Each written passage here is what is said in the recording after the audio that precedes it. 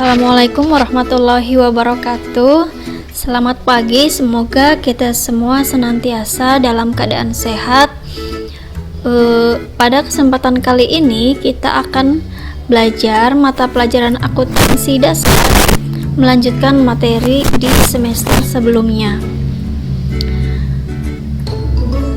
Adapun kompetensi dasar pada kesempatan kali ini adalah menerapkan pencatatan transaksi ke dalam jurnal umum untuk perusahaan jasa. Dan tujuan pembelajaran yang ingin kita capai yang pertama adalah peserta didik mampu memahami tentang jurnal umum, dan yang kedua adalah peserta didik mampu melakukan atau membuat pencatatan jurnal umum. Nah, marilah kita simak materi tentang jurnal umum berikut ini. Sebelum kita masuk ke dalam materi jurnal umum, kita harus memahami dulu apa itu saldo normal, karena ketika kita akan melakukan pencatatan jurnal umum, kita harus paham harta itu dia akan berada di posisi mana ketika terjadi penambahan, dan begitupun dengan akun-akun yang lain. Pada semester sebelumnya kita sudah pernah belajar tentang saldo normal. Semoga kita masih ingat bagaimana posisi akun harta sampai dengan akun pendapatan. Untuk mengingat kembali, di sini sudah Ibu paparkan tentang saldo normal. Yang pertama ada harta. Harta ketika bertambah dia posisinya berada di sisi debit. Dan jika harta itu berkurang, maka dia dicatat di posisi kredit. Nah, untuk saldo normalnya sendiri, akun harta itu harus berada di posisi debit. Nah, untuk akun harta itu sendiri banyak sekali poin-poinnya, karena harta dibagi menjadi beberapa bagian. Ada harta lancar, ada harta tetap, ada harta tidak berwujud. Nah, penjelasan tentang harta ini juga sudah kita pernah bahas di semester lalu. Nanti kalian tinggal membuka kembali apa saja poin-poin yang masuk ke dalam harta lancar, harta tetap, dan harta tidak berwujud. Kemudian yang kedua adalah akun beban. Akun beban juga sama, ketika bertambah dia posisinya harus di debit, dan ketika berkurang dia posisinya berada di kredit. Untuk saldo normalnya adalah di debit. Yang ketiga, akun priv itu adalah sebuah transaksi pengambilan uang untuk keperluan pribadi si pemilik perusahaan.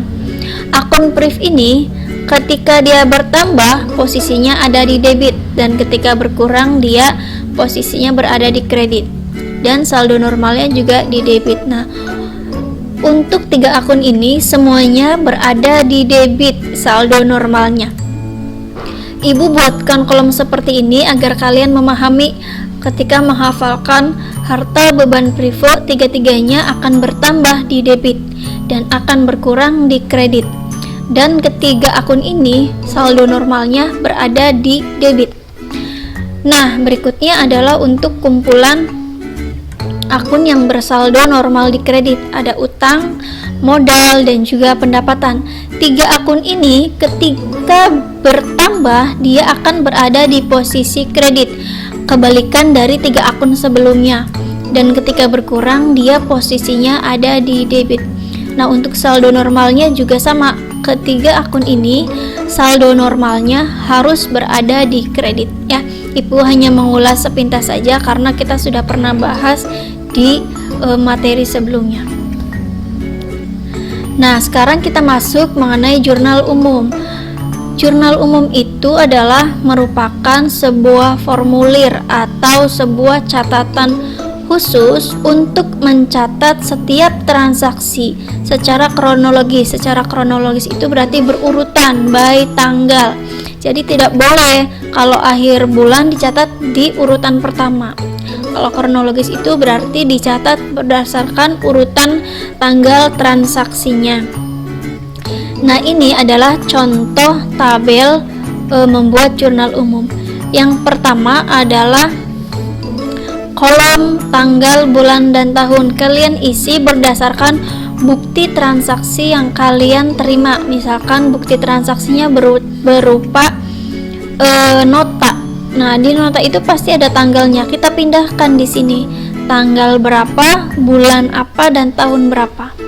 Setelah itu, keterangan diisi dengan transaksi yang terjadi di dalam bukti transaksi tersebut. Misal, transaksinya adalah membeli peralatan, maka akun yang akan dicatat di keterangan di sini adalah peralatan. Seperti itu. Kemudian kolom ref ini diisi dengan kode akun. Kode akun masing-masing akunnya itu berbeda-beda. Kemudian kolom berikutnya adalah kolom debit. Kolom debit diisi dengan saldonya berapa, dan kredit juga sama. Ketika kolom debit berisi 200, biasanya kredit juga akan berisi sama 200, sehingga menghasilkan angka yang seimbang atau balance. Nah, kita masuk ke dalam contoh cara melakukan jurnal umum atau cara mencatat jurnal umum. Yang pertama, kita contohkan akun harta dulu. Akun harta yang pertama adalah pada tanggal 3 bulan 9, Bu Widya membeli sebuah peralatan salon. Peralatan ini adalah termasuk akun harta, salah satu akun harta. Dibeli peralatan salon sebesar 500.000. Nah, kita analisis dulu ketika transaksi tanggal 9 ini adalah transaksi pembelian sebuah peralatan. Peralatan ketika dibeli, dia akan bertambah. Dan posisi ketika peralatan bertambah akan dicatat di sebelah debit. Maka di sini kita catat tanggal 3 bulan 9 peralatan bertambah di debit 500.000 karena Bu Widya telah melakukan pembelian peralatan sehingga peralatannya bertambah. Kemudian di berikutnya adalah akun yang berpengaruh ketika kalian membeli peralatan salon 500.000 adalah uangnya akan berkurang untuk membayar peralatan ini. Istilah akunnya adalah kas. Kasnya akan berkurang, maka dicatatnya di posisi kredit. Kas akan berkurang sebesar 500.000 sehingga di posisi debit ada angka 500.000 dan di posisi kredit 500.000. Ini adalah transaksi yang berpengaruh terhadap harta. Berikutnya adalah contoh cara mencatat transaksi yang berkaitan dengan beban. Kita ingat lagi saldo normal beban itu ketika bertambah di debit dan ketika berkurang di kredit. Kita lihat tanggal 10 bulan 9 dibayar tagihan rekening listrik dan air. Nah, tagihan rekening listrik ini disebutnya sebagai beban perusahaan. Di sini beban ini bertambah karena kita melakukan aktivitas dalam sebuah perusahaan. Berapakah bertambahnya? Di sini sebesar 200.000. Nah, kita ingat lagi saldo normal untuk beban adalah di posisi debit. Maka kita catat dalam jurnal umum tanggal 10 bulan 9 beban listrik dan air bertambah. Kita catatnya di sini 200.000. Dan kenapa di sini di posisi kreditnya kita tulisnya kas? Karena untuk membayar beban listrik ini kita menggunakan uang atau mengeluarkan uang, maka ada arus uang yang keluar. Kita catatnya uang keluar itu sebagai kas, dicatat di posisi kredit. keluar sebesar 200.000.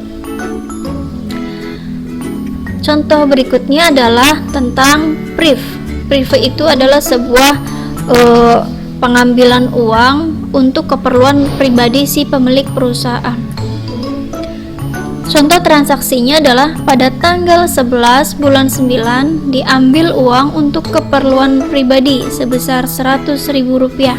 Nah, kita ingat lagi, akun PRIV ketika bertambah atau ketika terjadi akun transaksi PRIV, dia posisinya harus dicatat di sebelah debit.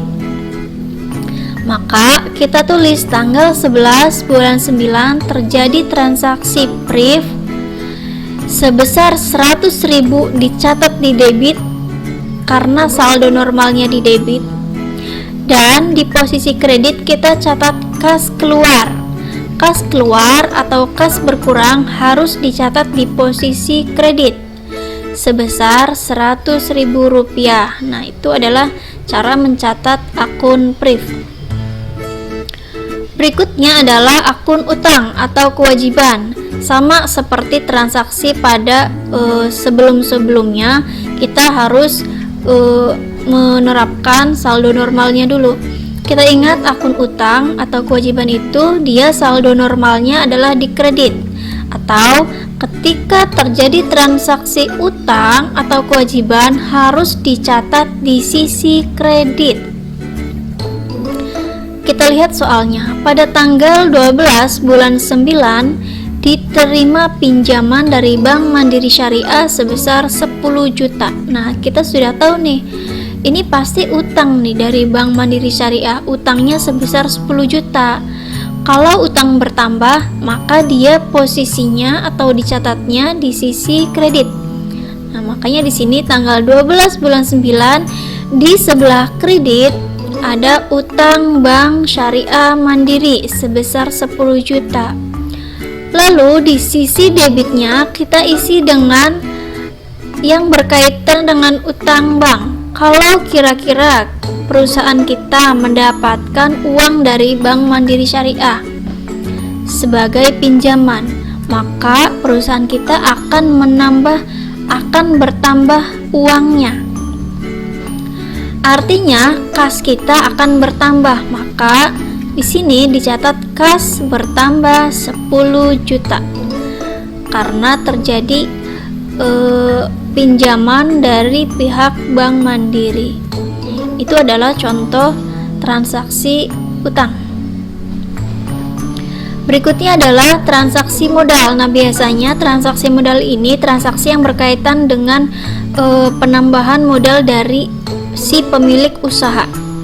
Contohnya adalah pada tanggal 2 bulan 9, Bu Widya selaku pemilik usaha salon menyetorkan sejumlah uang untuk membuka sebuah usaha jasa salon sebesar 20 juta.